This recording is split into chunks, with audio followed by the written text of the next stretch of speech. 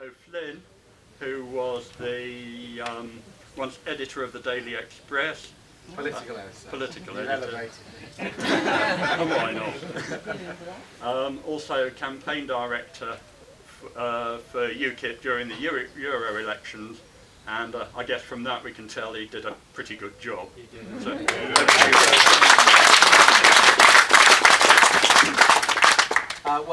can I just echo the vote of thanks to Walter and family for making this lovely house and grounds available for our social occasion today, and thank you for so many of you to turn out. I must admit, when I drove the last about an hour and a half ago, if that makes sense, with a huge black cloud and torrential rain, I did wonder whether we might be in for one of those classic English summer afternoons where the garden party gets washed out, but fortunately that's not the case. Now, 2014 is the year already when UKIP has changed British politics. Of that, there's no doubt whatsoever, and it certainly changed my life as well. I began the year still as chief political commentator for the Daily Express and as the top of the list candidate for UKIP in the east of England, so I was expecting a busy April and May of campaigning.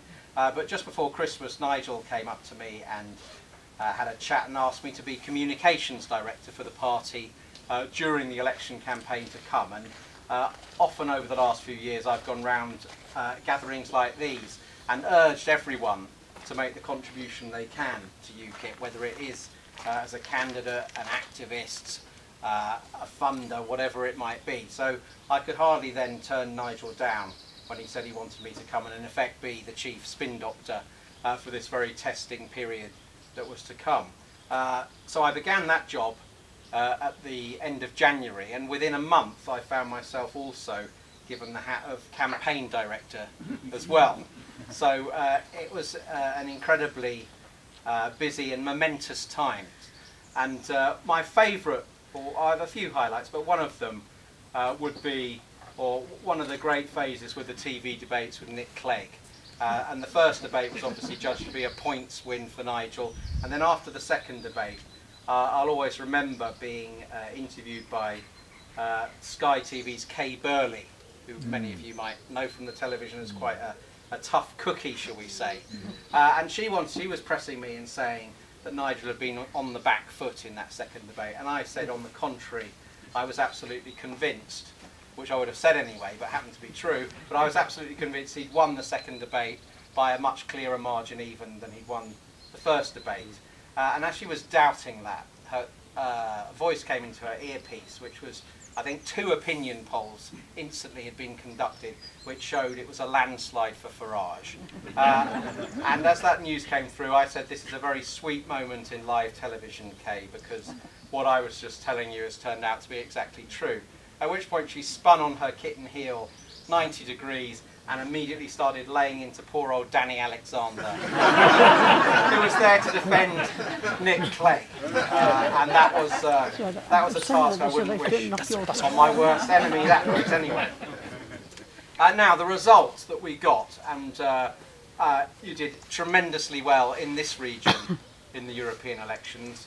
I think from memory it's a 7 MEP region and you got 3 in, which matched our performance in the east of England, which we were very pleased with too. And it's tremendous, and I'd say the 3 MEPs you've got are all excellent team players, but of course on the same day we had local elections, and in the sort of what we broadly call the West Midlands region, if that's not too much of a kind of European definition, you had some tremendous successes there as well.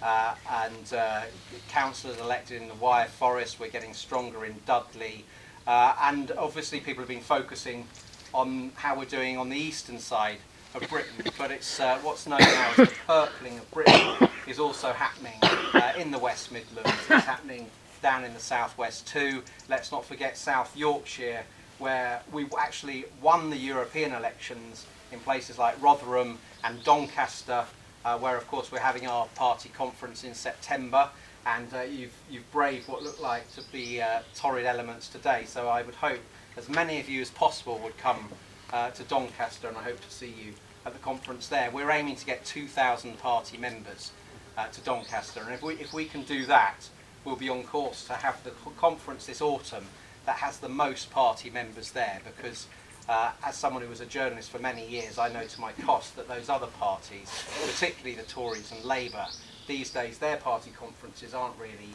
events for the members, and few members go.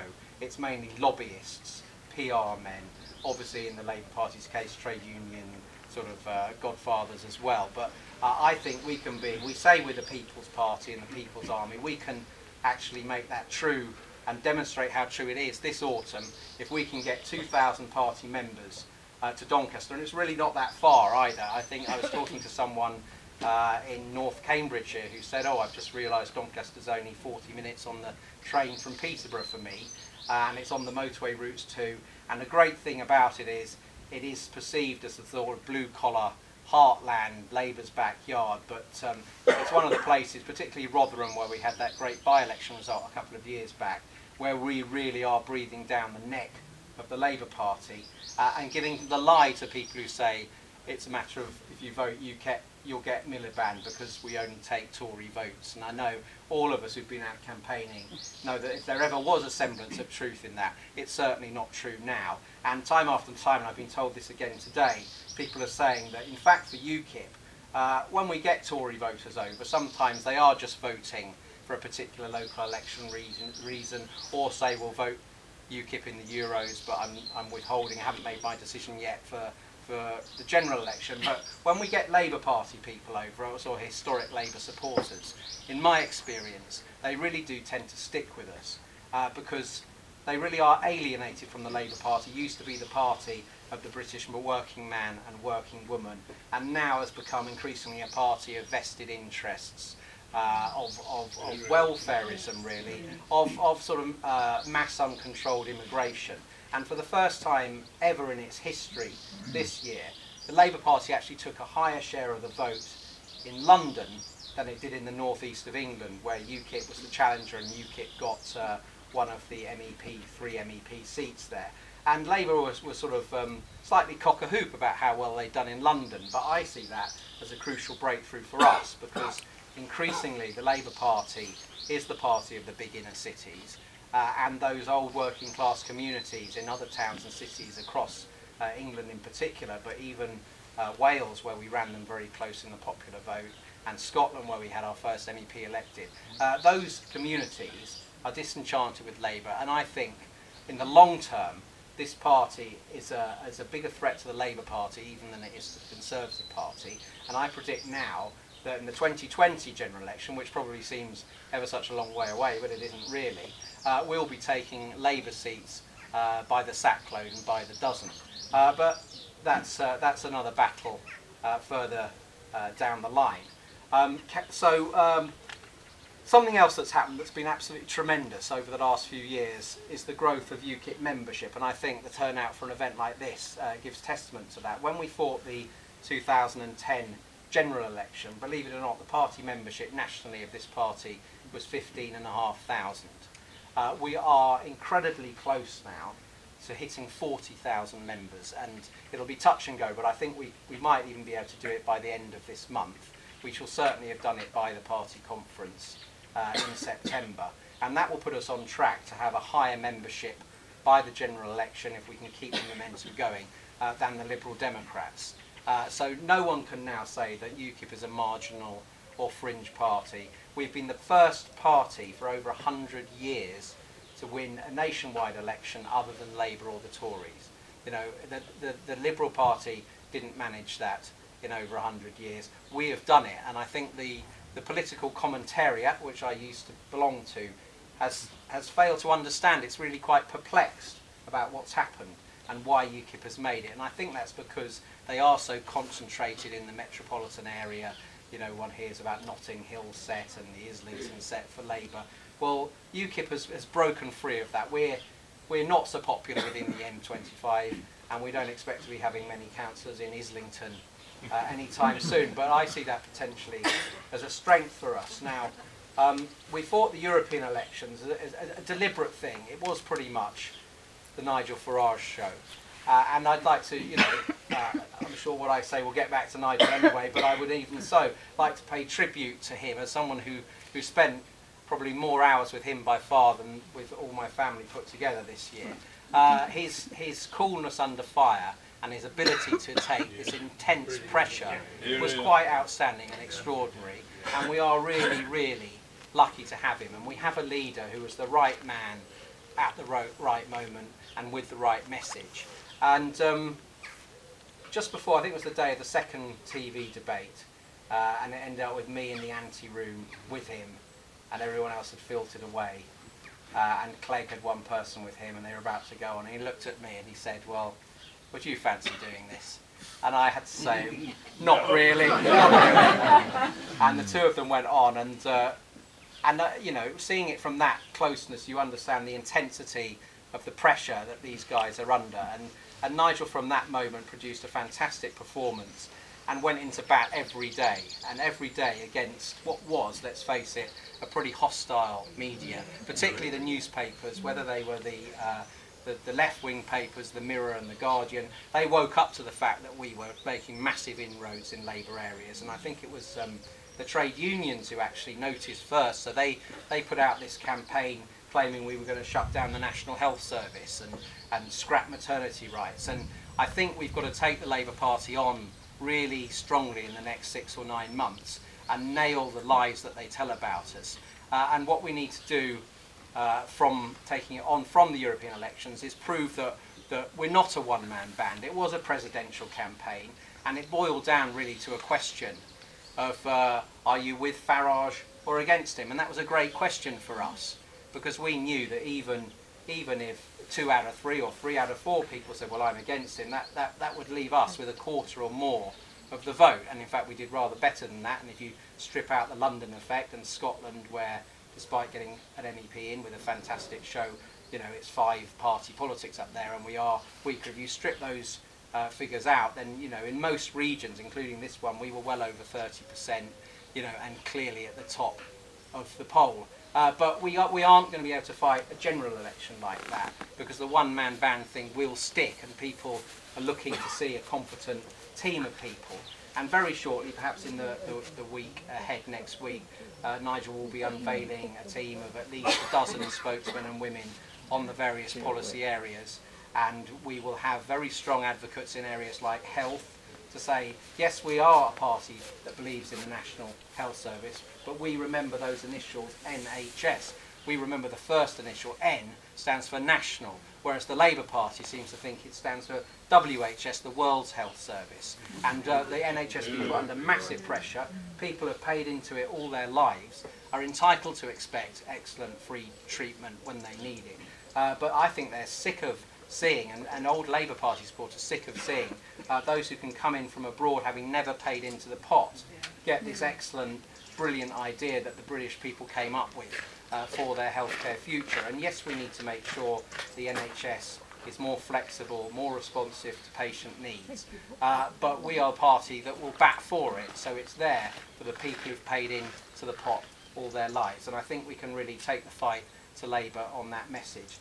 We've broken what some of us have termed the lib-lab-con stranglehold. I thought of a phrase coming here, the lib-lab consensus of British politics, which narrowed down the choice that so many people had. For instance, they all said they wanted 0.7% of our entire GDP to go on foreign aid. Now, I've nothing against foreign aid where it's intelligent foreign aid, for instance, inoculating babies against infectious diseases, emergency famine relief where disasters have struck. That's fine, but huge bilateral aid programs to corrupt foreign governments, that's not fine. Nobody wants to be funding swanky apartments on the Champs-Elysees in Paris for the cousin of a dictator and backhanders to corrupt governments. And you know, there are many economists in Africa too who say that too much foreign aid actually inhibits the ability of their own country to make strides. So we've broken the stranglehold on that. We've put the idea of selective education being available as a choice, again, for bright kids from non-privileged homes. We put that back on the agenda too with our support for new grammar schools. All the other parties had ruled it out. I think we're pushing quite hard for a more common sense attitude on law and order too, where all those other parties, they all used to want to be known as the law and order party. None of them do now, and they all believe in something called community punishment. And my line on that is it's called community punishment because it's usually the community that gets punished. And that a more fitting slogan from the old days would be, if you can't do the time, don't do the crime. And we need a deterrent effect, and we need prison places for our most serious prisoners, and we're not ashamed to speak up for that. We've also broken the consensus that was to bear with those other three parties on interference from the European Court of Human Rights. So we can't even throw out preachers of hate. We can't deport people who've come to Britain and have victimised and persecuted British citizens. Well, we've said we want Britain to be withdrawn from the jurisdiction of that court, so our own Supreme Court can finally, after about 15 or 20 years in being, it can finally live up to its name and be a Supreme Court and not be second guessed and ordered around by those judges in Strasbourg who seem to put the criminal's right ahead of the right of the law-abiding British citizens. So again, we're challenging the consensus on that. And of course, the Conservative Party in the last week has sort of inched towards our position a bit, and it's quite striking how much they've inched towards our position in a whole variety of ways. And it makes me wonder whether the Conservatives, or particularly David Cameron, actually believes in anything anymore. And after he demoted Michael Gove, who I seem to remember him saying was the greatest thing since sliced bread, and his principal crusader, and someone who was going to transform society in a great way, and whether you're a fan of Gove or not, at least he obviously did believe in something and had a direction. Well, Dave looked at the opinion polls and just dumped him for the sake of a slightly better chance of holding some marginal seats. So we have a Prime Minister who doesn't seem to believe in much, but that means he responds to pressure. The crueler phrase would be that he bears the imprint of the last person to have sat on him, while UKIP's going to be sitting on him. And I remember when I was still a journalist looking in the House of Commons press gallery, looking down, and Tory MPs asking, why can't we have an in-out referendum, Prime Minister? And David Cameron saying, it wouldn't be right for Britain. I don't believe it would be right for Britain, he said, because I don't want Britain to leave the EU, which showed he wasn't really a Democrat at all, as well as not fully having worked out his position, because a few UKIP by-election trouncings later, and the big rebellion of Eurosceptic Tory MPs later, and there was Dave popping up to say, you know what we need? We need an in-out referendum. Just not yet, just not for another 3 years or so. Well, many people don't believe him on that one, but nonetheless it's a momentous thing we've achieved to shift the Conservative Party to that position. I think there's still time for us to put the UKIP thumbscrews on Ed Miliband and get that out of him as well, but as he comes under more pressure closer to the election. Now, the other thing we've done, of course, is break that sort of vow of silence on immigration. You didn't used to be able to talk about immigration without the papers and the left wing calling you racist, and to his immense discredit, David Cameron decided to sell the pass on that one and told all his MPs to shut up about immigration, stop banging on about it. I believe when he made Damien Green his immigration spokesman in opposition, he told Damien Green that his job was to keep immigration out of the news, not to get it in the news. But of course, that's another issue where he turned out to have got it completely wrong. So now he talks about immigration. They all talk about immigration. Labour says it's made mistakes on immigration, and it should have had transitional controls in 2004. Well, 10 years too late on that score. But none of those other parties will grasp the fundamental nettle, which is that Britain should control its own borders, that we should judge immigrants by the quality of what they can bring. And I want UKIP to become the party that can give immigration in Britain a good name again.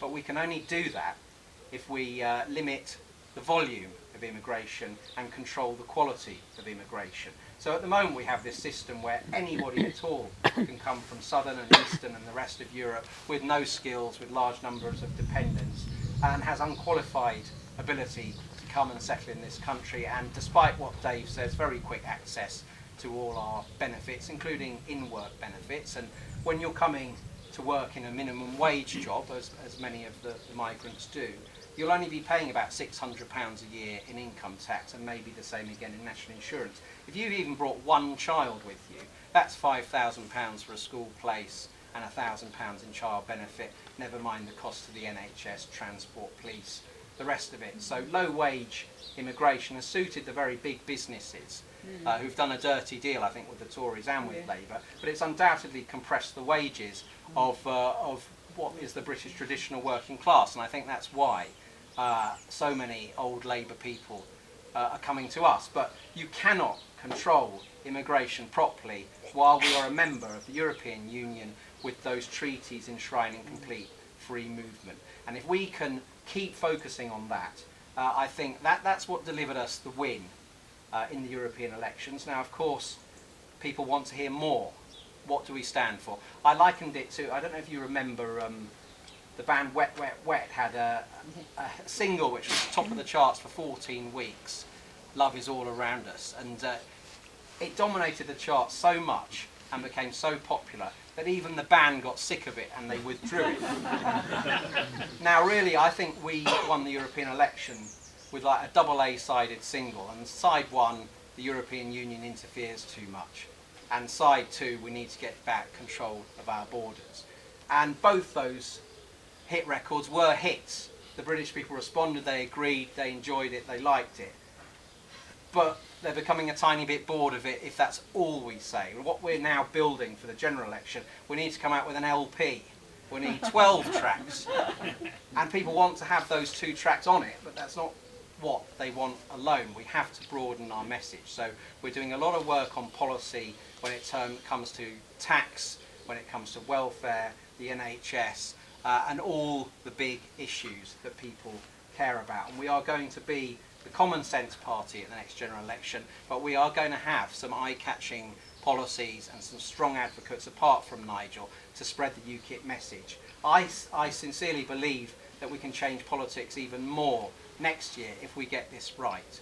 And getting it right means getting, I think, sensible targets for us are to get a bigger overall national vote share than the Liberal Democrats, and I believe that can be done, despite they may recover a bit in the polls. They're going to really be concentrating on fighting 50 seats and trying to hang on to them, and maybe they'll hang on to 30, I don't know. But I think we can eclipse them in the share of the vote, but that won't be good enough if we don't get any MPs. If we come second in our target seats, time and again, close seconds, and there were a lot of close seconds in the local elections. Fortunately, there were a lot of wins as well, but there were probably 3 times as many close seconds as there were wins. Well, we need to target our resources. We need to find out, and there are people in the party working on this, what are the 30 most winnable seats, what are the 20 most winnable seats, the 10 and the 5, and we need to disproportionately throw the kitchen sink at those seats where we can win. And I suppose in this region we'd be looking at Wyre Forest, we'd be looking at Dudley North. There are undoubtedly some others that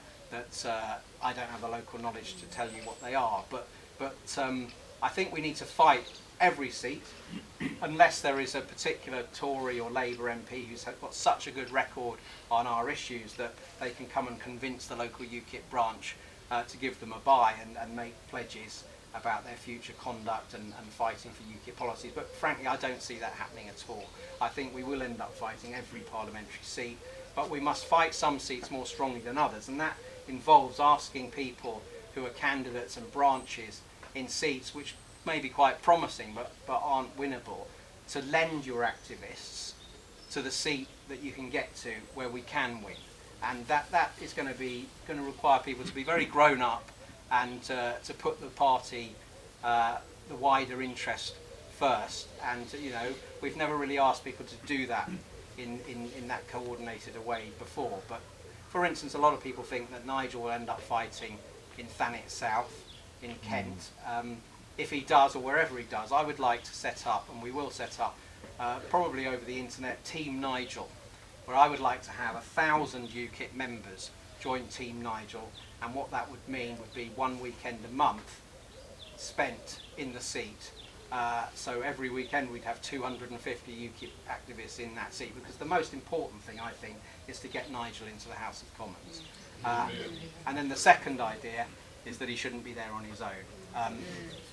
And who knows, we first past the post is set up really to keep new entrants out of marketplaces. But we've broken in now, and it would be, I don't think we'll ever have a better opportunity to deliver MPs in good numbers for the first time than at this particular set of elections. The coalition party is still very unpopular, and Labour is in the position, I'm sorry if anyone's heard this joke before, but is in the position of Les Dawson's mother-in-law, as he used to say, gone but not forgiven. So the message is, well done for fighting so brilliantly this year.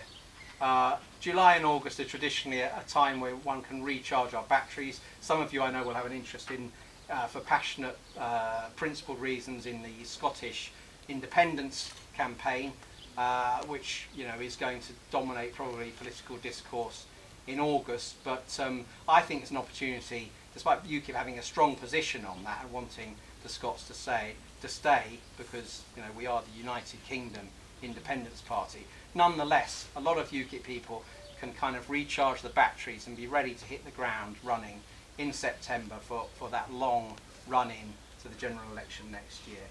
And I believe that between us, we have the capacity to once again make political history.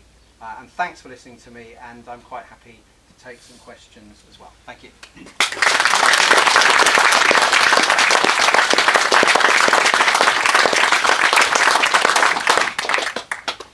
Right, anyone got a question to kick off?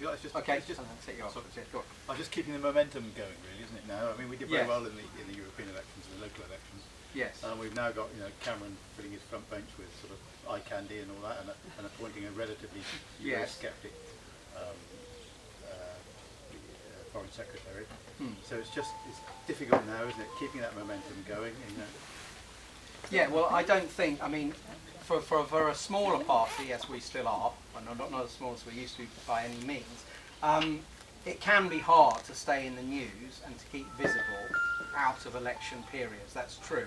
But I don't think we should fire our best shots or be too worried about having a natural slight visibility lull in July and August. I think many people will be away on holiday, not really ready to address what they think about the general election yet. We will, however, have our new spokesman in place, and that will make some media waves in the next week or two. And we will have some early policy ideas to put out there. So we will carry on being in the papers. And obviously, the moment when Nigel declares for the seat he's chosen will become a big media story of the summer too. But the key thing is that when we go to Doncaster in September, the eyes of the media will be very much on us, and that will be our audition. That will be the moment to unveil the LP and to show what we've got. And that's what we're working towards. Continuing with the theme of early policy ideas, Yeah. the party supports fracking, which I think is great. Proceeds from that, though, I mean, there's been talk of setting up a sovereign wealth fund. Yes. Should we not be talking about paying off the budget deficit first and the national debt rather than investing in a sort of fund? Well, I think that with fracking, I mean, it's a hot potato because there are many communities that don't like the sound of it at all.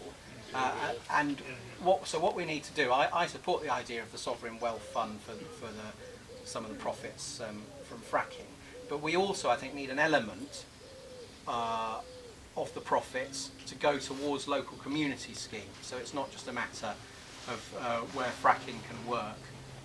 It goes into a kind of national long-term wealth fund, which I think is a great idea, that all of it goes into that. The local community needs to be rewarded as well, I think, because otherwise no one will ever, well, they'll say, well, why should we bother? But if it's going to build a local community centre or support local community services, they may be more willing to do it. On the point about shouldn't we be clearing the national debt, well, it's grown an awful lot under Chancellor Osborne, despite him claiming to have got control of it.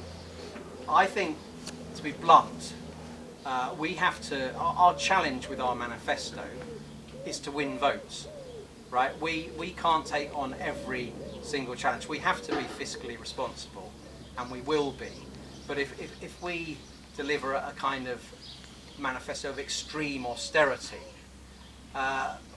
we might be by far the most responsible of all the parties, to the expense of losing a few hundred votes in some of those marginal seats. Now, with economic growth, and we need to incentivise that, the deficit should cure itself in the next Parliament, and then you're right, we need to run many years of budget surpluses. So, but I think that can be dealt with by spelling out ways in which we can cut down on waste, particularly in the public sector.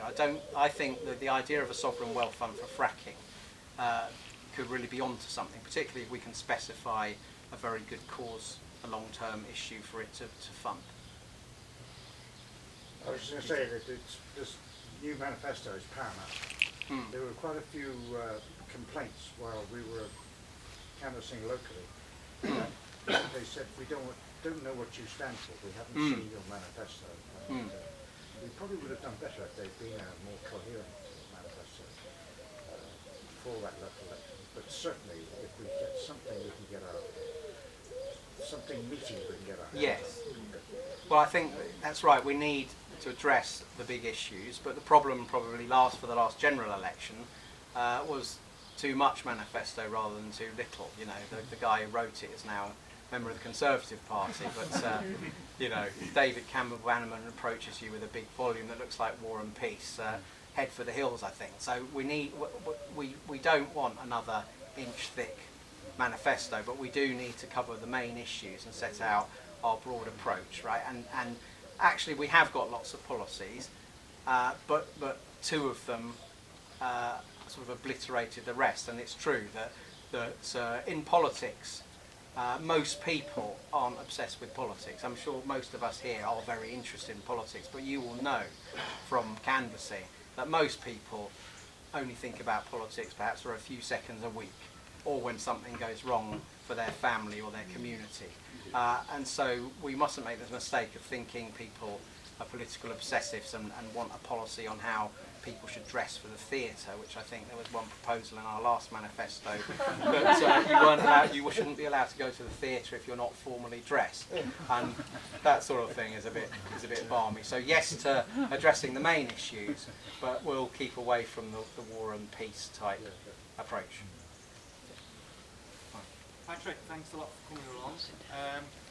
Given your background and where you've come from, do you think we'd be able to rely on the Express actually backing UKIP outright? Because if we was able to get a national tabloid to actually, instead of backing the Reds or the Blues, and actually going forward and backing UKIP, our chances of getting 20 MPs next year would absolutely rocket. Yeah, well, I spoke to the editor of the Daily Express on, I'm trying to remember, I think on Thursday actually. I've obviously worked for him for a long time, so constantly working on it. They still have this thing of vote UKIP, get Miliband being a worry for them, but we're working on it constantly. And I think at least my aim is to get them to back UKIP in its target seats. Because if we could do that, even if they said generally we want the readers to vote Conservative, but in these 20 seats, which would be the seats we have a chance of winning, telling the readers to vote UKIP, that would be a huge thing. And I think that through my influence, and Nigel gets on very well with people at the Express as well, we might be able to deliver that. And if we could deliver that, we could get those. I think it would help us enormously on the ground. So a lot of work's going into it. A lot of papers, though, are kind of stuck in their tribal positions. I mean, the Express gave us, in general terms, a pretty fair wind during the campaign just gone. But oddly enough, the Daily Mail, which sets out in its editorials week after week positions that are UKIP positions, you know, and supports all the things that we stand for, then nonetheless dumps on us during an election campaign, you know, presumably at the behest of the Tories. So, you know, Fleet Street, I think, will still in general be quite hostile to us. The Tory side of it is going to give David Cameron a last whirl, and we'll be trying to sort of get in there where we can, you know, work on particular sympathetic journalists. But the Express, I do hope, will have a list of seats where it says vote UKIP here, and they'll be the seats that are most crucial to us. On that point, I think it's a very important point, because I had lunch 2 or 3 weeks ago with Quintin Lex, who is 100% his views are UKIP views, and you'll know him. I mean, he's more right-wing than anything. But he says openly, a UKIP vote will kill the Conservatives and you put in Labour, and there's nothing you can do. I did, funny enough, you used that point. There are some seats where it's Labour seats, the Conservatives won't win it. And I said, what about that? He said, well, it's worth a thought. Oh, well done for planting the seed of that thought. I tell you what, there are also Conservative-held marginals where people know that the Conservative has already lost, and if we don't take those seats, Labour will take those seats. I'm thinking, for example, Thurrock, where the sitting Tory MP was in by a couple of hundred votes last time, is dead woman walking, and Labour has got a Miliband acolyte working that seat very hard, but we've got superb results in the local elections, and one of my fellow MEP, Tim Aker, is the parliamentary candidate there and is working it very hard as well. Everyone in Thurrock knows that the next MP will not be Jackie Doyle-Price, the sitting Tory. It will either be Tim Aker or it will be Polly Billington for Labour. So although that may chalk down, if we win it, as taking a seat of the Tories, in fact what we've done is taken a seat off Labour. And Great Yarmouth is a similar situation, where the sitting Tory is not particularly well liked, where we swept the board at the local elections, and you know, if we didn't knock him off, I suspect the Labour Party would. So there are arguments to use, and I know Quentin a bit, and he's always coming out with this line, and he still can't see past the idea that he thinks UKIP just take Tory votes, and we know that more and more and more we're taking Labour Party votes. And I think, you know, with seats like Rotherham and Grimsby, we're going to run Labour to the wire in those seats and hopefully take those seats. And by the time of 2020, I think there are going to be dozens of old neglected Labour heartland seats that are just going to turn to UKIP, and that we will end up with many more former Labour seats than former Tory seats. When he's in London, he stays just round the corner from the office at the Savile, which you were talking about. Right. Maybe we need to work on it. Work on it. Well, I've tried again, but he just doesn't seem to want to break out of that. Yes. I think one last question. Well, sorry, you've asked before, so we'll do those two and maybe the lady at the back. What are your 12 LP tracks, metaphorically? Wow. Well, we want to have a track about the NHS, which is support the NHS, but it's the National Health Service and not the World's Health Service. I think it's important we set out a position on the welfare state and welfare in general, where Britain has to become a country which backs people who do the right thing and not the wrong thing. And for instance, it's always struck me that all those other parties have brought in whacking great tuition fees for young people who just want to get qualified so they can make a contribution to their country and pay taxes to support the country. And they're charged thousands of pounds a year. But you know, their classmates who didn't work as hard, who didn't bother passing any exams, and maybe then have brought into the world children that they're incapable of caring for, they're paid lots of money. They go to the front of the social housing queue, they get huge amounts in benefits too. And that just seems to me to be a terrible signal to send out, particularly in working class communities where it's killed aspiration. So I would like a message on welfare, which is much more about a contributory principle, that we expect people to pay in before they take much out. And of course there'll be a safety net for everyone, but for the people who've paid in, they deserve in their hour of need to get a decent fallback position, and a better fallback position than the people who've never paid in. So I think that principle would really connect with a lot of voters too. Or I spoke about a few issues on things like foreign aid, cutting the amount of money being wasted there. I think we can have quite a radical message on making the public sector more efficient, and particularly the fat cats at the top of the public sector. Because I don't want UKIP to be a party that turns against ordinary public sector workers on ordinary salaries who are delivering services and doing a good job. But you know, those people on 80, 90, 100,000 pounds a year in the public sector have proliferated massively, and they tend to be the sort of posh lefties who are never going to vote for us anyway. So I think they can be squeezed a little bit, to be honest. Thank you, yes. Yeah, and then the final thing I would cite is we need to become a party that's pro-wealth creation and enterprise on the one hand, and yet not seen to be merely helping a privileged, wealthy minority. So we have to have some tax cuts, more tax cuts at the bottom. I also think the people who've been dragged into 40p rate of tax, despite earning what is pretty ordinary money, and many of them are at the stage of their careers where they have dependent children, are paying for rail season tickets that have gone through the roof. We have to remember the people who are being dragged into 40p, or who are close to being dragged in, and that was always supposed to be the rich person's tax rate. So we have to do something there as well. So those are a few of the issues, and I'd say a very strong message on law and order, where most people think that all the other parties are too weak. What about Trident? Well, renewing the nuclear deterrent is a very expensive thing to do. I think we need an independent nuclear deterrent in Britain, and you know, that's part of being an independent nation, which is at the core of UKIP's sort of raison d'etre. Is an independent deterrent, yes. Whether it needs to be the proposal as is, with the number of submarines as is another question. So, you know, that's being looked at, but I'll lay it on the line. I think Britain needs an independent nuclear deterrent of some description.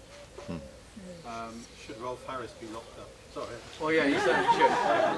You were talking quite rightly about target seats, but how many do you envisage, you know, how many target seats do you think would be? But also bear in mind that there are different types of target seats. For example, the seats in the north will need to be handled differently from somewhere like Fenland South. Yeah. But there's also the three-way marginals, where the other three parties have been even Stevens for a long time.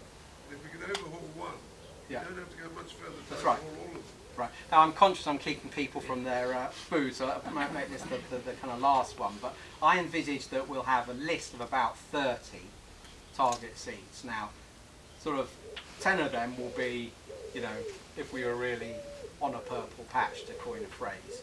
And then there'll be 20, and of those 20, there'll be 10 we really focus on. And of those 10, there'll even be 5 that get by far the most resources, because the key test for us is to break into the House of Commons. Remember, at the last general election, we didn't even come second in a single seat. So just the fact of breaking in, whether we end up, say, if we have 4 seats or 15 seats, that's not as big a difference than if we have 0 seats or 2 seats. We have to get in there, and that means really prioritising the handful of the most winnable seats, then the next level of priority, the next 5, you know, up to about 30 as a sort of realistic. I think every region of the country should have a couple of target seats, clearly, because it's unrealistic to expect activists to travel hundreds of miles to campaign. But we need to really identify the top 5, I think, is the absolute key thing. And you mentioned three-way marginals, and that's a very good point, because where you have a three-way marginal, you can probably, the winning post is 29% of the vote. You know, rather than if it's, for instance, North West Cambridgeshire is a great seat for UKIP, but there's not much of a Liberal vote or a Labour vote to squeeze, and the Tory winning post vote is up in the 40s, and getting past that is going to be one heck of a challenge, despite many people being UKIP minded. So all those factors are being weighed in the balance. But I'd say the key thing, I think, is that the top handful, we have to win them, and then, you know, we will have broken in, and no one will be able to stop us from expanding. Thank you.